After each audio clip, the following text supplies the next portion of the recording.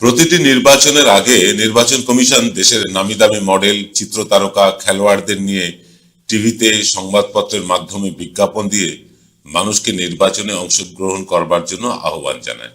এটা আমি আপনি সকলেই দেখেছি। বিশেষ করে যুব সম্প্রদায়কে ভোটমুখী করার একটা মরিয়া প্রচেষ্টা তারা করেন। শহরের যুবক যুবতীদের মধ্যে ভোটের লাইনে দাঁড়িয়ে ভোট দেবার প্রবণতার ব্যাপার খুব দ্রুত হারে কমছে। কারোর কারোর কাছে নির্বাচনটা একটা প্রহসন। কেউ ভাবেন যেই যায় লঙ্কায় সেই হয় রাবণ, তাই ভোট দেওয়ার কোনো মানেই হয় না। রাজনৈতিক নেতা মানেই দুর্নীতি পরায়ণ, ভোটের লাইনে দাঁড়ানোর প্রবণতা কমছে তার জন্য। কিন্তু তাতেও ভোট বাক্স কিন্তু খালি থাকছে না। 60 থেকে 90% মানুষ ভোট দিচ্ছেন, সেই ভোট পড়ছেই বিভিন্ন ভোট কেন্দ্রে। আর নির্বাচন কমিশনও বেশ গদগদ হয়ে ভোটারদের ধন্যবাদ জানায় প্রেস কনফারেন্স করে। বিপুল অর্থ খরচ হয় নির্বাচন কমিশনের এই প্রচার প্রসারে। এই টাকা আমার আপনার টাকা, এই টাকা আমাদের করের টাকা। এইসব প্রচার চলে দেদার। আজকের এক্স ফ্যাক্টরে আমরা আলোচনা করব নির্বাচন কমিশনের কার্যকারিতা নিয়ে, কাজকর্ম নিয়ে।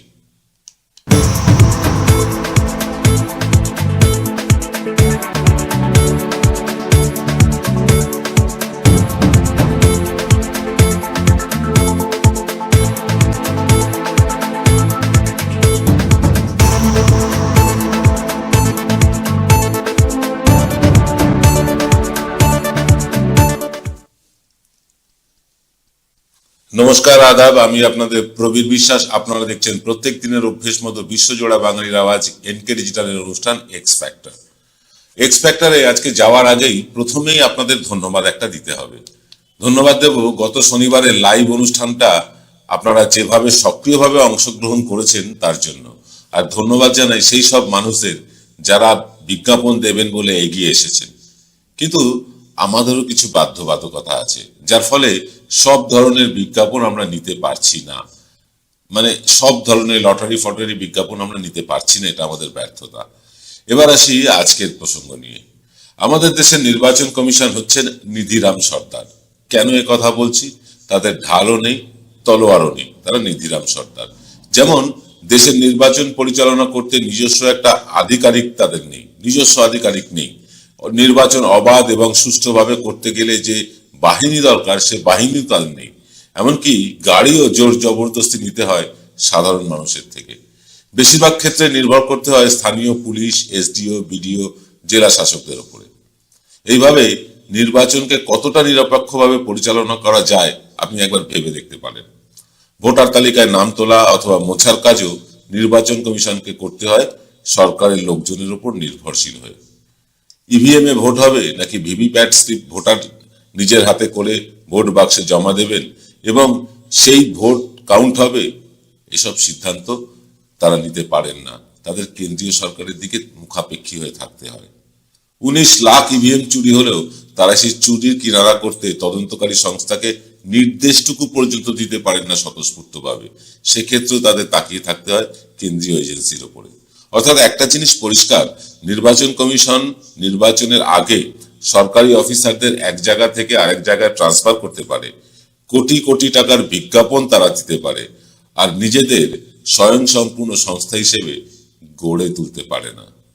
আমাদের প্রশ্ন জাগে যে একটা স্বায়ত্তশাসিত সংস্থা কেন রাজ্য পুলিশ, কেন্দ্রীয় পুলিশ এবং রাজ্য সরকারের কর্মচারী কিংবা ধরে নিন কেন্দ্রীয় সরকারের কর্মচারীদের দিয়ে নির্বাচন পরিচালনা করবে?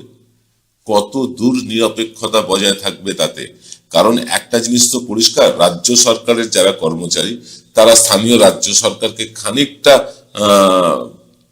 ধরে চলবেন, খানিকটা তাদেরকে সমর্থন করবেন, এটাও যেমন বলা যায়।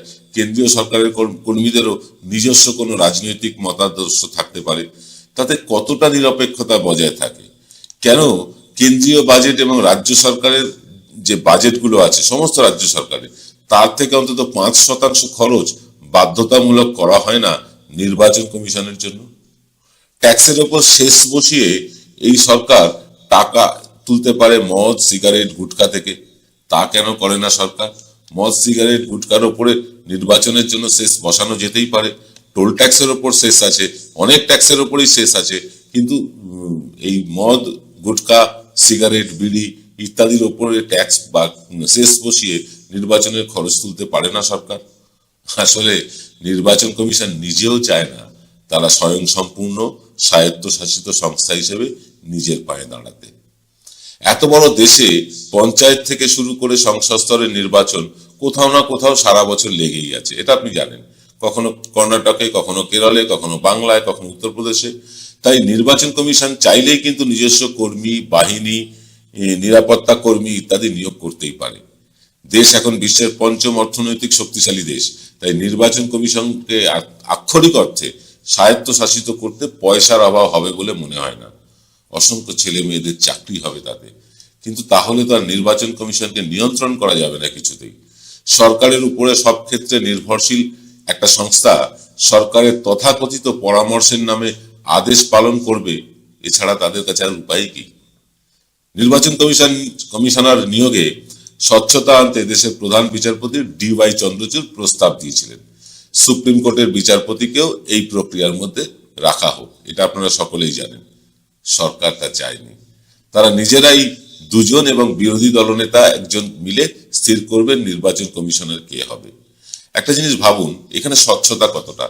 সরকারি দলের দুজন আর একজন বিরোধী দলনেতা, যদি বিরোধী দলের নেতা বিরোধও করেন তাহলেও তো সরকারের ইচ্ছে দিয়ে নির্বাচন কমিশনার স্থির হবে। কেন সমস্ত রাজনৈতিক দলকে, যারা কেন্দ্রীয় সরকারে মানে সংসদে যাদের উপস্থিতি আছে, এই রকম প্রত্যেকটি রাজনৈতিক দলকে কেন এই নির্বাচন করতে গিয়ে, মানে কমিশনার নির্বাচন করতে গিয়ে তাদের অংশগ্রহণ করতে দেওয়া হবে না? কেন বিরোধীরা মানে সকলে মিলে এ ব্যাপারে সোচ্চার হচ্ছে না? কেন সুপ্রিম কোর্টের বিচারপতিকে রাখতে এত অনীহা বর্তমান শাসক দলের? অর্থাৎ সরকারি দলের ইচ্ছা অনুযায়ী নির্বাচন কমিশনার চাকরি পাবেন, এটাই হয়ে গেছে এখনকার দস্তুর, এটাই হয়ে গেছে নিয়ম। আর স্বাভাবিকভাবেই চাকরিদাতার প্রতি অনুগত থাকতেই হয় যে কোনো চাকরিজীবীকে। তাই নির্বাচন কমিশনার যারা আছেন তাদেরকেও অনুগত থাকতে হয় সরকারের কাছে। তাই নির্বাচন কমিশনের কাছ থেকে আর নিরপেক্ষ নির্বাচন আশাই করা উচিত না আমাদের দেশবাসী। কারণ এই দেশবাসী চেয়েছে বলেই বিজেপি নিরঙ্কুশ সংখ্যাগরিষ্ঠতা পেয়েছে। আর এই নিরঙ্কুশ সংখ্যাগরিষ্ঠতা আছে লোকসভা আর বিধানসভায় বলেই তারা সেই সংখ্যার জোরে নির্বাচন কমিশনার সহ বা যত স্বায়ত্তশাসিত সংস্থা আছে একের পর এক তাদেরকে কবজা করে ফেলেছে। ইডি, CBI, ইনকাম ট্যাক্স, নির্বাচন কমিশন, রিজার্ভ ব্যাংক, সবকিছু। মিডিয়া এই নিয়ে জনমত গঠনে এগিয়ে আসে না, শাসকের রক্তচক্ষুর ভয়। ফিরে আসছি একটা বিজ্ঞাপন বিরতির পর। সেরাই যখন হাতের কাছে, অন্যটা কেনই বা কিনি। আজ বাঙালির ঘরে ঘরে একটাই নাম সুন্দরিনী। সুন্দরিনী, সুন্দরিনী, সুন্দরিনী, সুন্দরিনী। আপনাদের একটা কথা না জানিয়ে কিছুতেই পারছি না, তা হলো আপনাদের প্রিয় এই NK ডিজিটালি বাংলায় কিন্তু প্রথম AI নিউজ অ্যাঙ্কার দিয়ে সম্প্রচার শুরু করেছিল। এতে আপনার গর্বিত হওয়ার কথা। আপনাদের মতামত ফোনে লাইভ সম্প্রচার করে শুধুমাত্র NK ডিজিটাল। আপনি কোনো ইউটিউব চ্যানেল পাবেন না যেখানে লাইভ কলে আপনি অংশগ্রহণ করতে পারেন, আপনার মতামত দিতে পারেন, যেখানে আপনি নিজের মতামত প্রকাশ্যে দিতে পারছেন। মানে বাংলাতে এরকম ইউটিউব চ্যানেল তো ছেড়ে দিন, সম্ভবত কোনো টেলিভিশন চ্যানেলও নেই। আর সারা দেশে ইউটিউবে তো বিরল এটা। তাই NK ডিজিটালকে রক্ষা করতে আমাদের বিজ্ঞাপনের আশ্রয় নিতেই হচ্ছে, আমাদের অনুষ্ঠানে বিঘ্ন না ঘটিয়ে। তাই আমরা বিজ্ঞাপন নিচ্ছি। এই যে আপনি যে দেখতে পাচ্ছেন পাশের বিজ্ঞাপনটি বা নিচের বিজ্ঞাপনটি, আমরা এখানে আমাদের রেড কার্ড দিয়ে দিয়েছি। আপনারা যদি বিজ্ঞাপন দিতে আমাদের কাছে এগিয়ে আসেন, খুব সামান্য পয়সা, 500 টাকা 300 টাকা, কোনো ব্যাপারই না, সারা মাসের বিজ্ঞাপন। আপনারা যদি এগিয়ে আসেন তাহলে চ্যানেলগুলোকে আমরা রক্ষা করতে পারি। এটা হচ্ছে আমাদের একটা আবেদন। আপনারা এগিয়ে আসুন, সামান্য কিছু বিজ্ঞাপন দিয়ে আপনার প্রচার প্রসার হোক, সংস্থার সাথে আমরাও বেঁচে থাকি। আসুন না সবাই একসাথে ভালো থাকি, একসাথে বাঁচি। যাই হোক, আমরা বলছিলাম নির্বাচন কমিশনের কথা। সাধারণ মানুষের চাহিদার কথা মাথায় রেখে ভোটার লিস্টের স্ক্রুটিনি থেকে শুরু করে নির্বাচনের ফল ঘোষণার দিন পর্যন্ত সব কাজের জন্য নির্বাচন কমিশন তাদের নিজস্ব কর্মী নিয়োগ করুক। কেন অন্যান্য রাজ্য থেকে বা কেন্দ্র থেকে তারা কর্মী নেবে? নির্বাচন কমিশনার পদ সামলানোর জন্য সুপ্রিম কোর্টের কোনো একজন প্রাক্তন বিচারপতিকে নিয়োগ করা বাধ্যতামূলক করা হোক। কর্মসংস্থান সৃষ্টি করে সরকারকে মানে সৃষ্টি করতে সরকারকে অর্থ মঞ্জুর করার ব্যাপারে কেন বাধ্য করছে না তারা? নির্বাচনে স্বচ্ছতা আনতে ভিভিপ্যাটের স্লিপ ভোটার নিজের হাতে কেন ভোট বক্সে ফেলবেন না? আর সেই স্লিপ গোনার ভিত্তিতেই জয় পরাজয় স্থির হবে না? আর যতদিন না চুরি যাওয়া ইভিএম পাওয়া যাচ্ছে ততদিনের জন্য ইভিএম এ নতুন রং, হলোগ্রাম স্টিকার ইত্যাদি লাগানো হোক, যাতে বোঝা যায় এগুলো চুরি যাওয়া ইভিএম না। আর ফলস ভোটার ঠেকাতে আধার কার্ডের বায়োমেট্রিককে কাজে লাগানো হোক। নির্বাচন কমিশনের নিজস্ব রক্ষা বাহিনী, তারা ভোট যাতে নির্বিবাদে করতে পারে তার জন্য প্রপার ট্রেনিং দেওয়া হোক সেনাবাহিনীকে দিয়ে। আর তা না হলে নির্বাচন কমিশন তার নিরপেক্ষতার পোশাকে চিরকাল সরকারের পোষা টমি হয়েই থাকবে। ভোট নিরপেক্ষ হবে না কিছুতেই। কি বলেন আপনি এ ব্যাপারে? কমেন্ট করে জানান। আর এইরকম ভিডিও প্রতিদিন পেতে হলে এই চ্যানেলটিকে সাবস্ক্রাইব করে রাখুন। আজ এই পর্যন্ত, সকলে ভালো থাকবেন। নমস্কার।